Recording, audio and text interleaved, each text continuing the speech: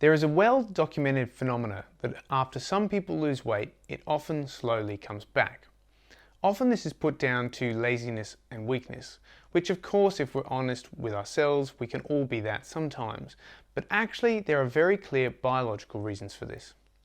The first is called adaptive thermogenesis, which I already discussed in Principle 3 when I talked about our metabolic rates, otherwise called basal metabolic rates or BMR. Our metabolic rates are the calories we burn just by being alive, like breathing, pumping your blood around your body, creating heat, and it's the largest way we burn calories in our body. The bad news is as we lose weight, our BMR actually slows down, so it gets harder to keep losing weight. I explained this a little bit before, but I'll go over it again. This is a survival mechanism, and in our past evolution it was really important.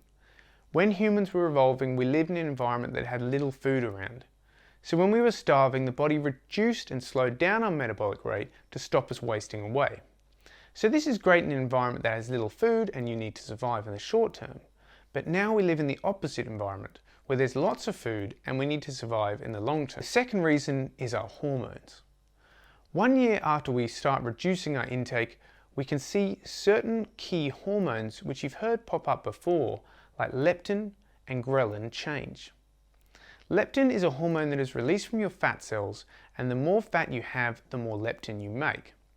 There is debate over its exact role, whether it's supposed to tell us whether we've had enough or to motivate us to eat if the levels are low. However, we think when it goes up, it signals to the brain when you've had enough after eating. However, the longer you're overweight, this hormone goes down and you actually become resistant to it. The body can't tell the brain if it's full, and then you feel more hungry.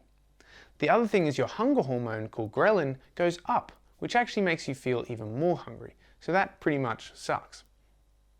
And finally, being overweight for long periods has been associated with some changes in the brain and neuron or nerve injury in parts of the brain crucial for body weight, like the medial-basal hypothalamus. All these things can change, and over time, the longer you lose weight and keep it off, then these biological signals may, but I cannot promise that, may reset closer to normal, and you can continue to lose weight in the long term. But we need to be aware of where these signals are coming from so you don't beat yourself up if you go up and down for a while.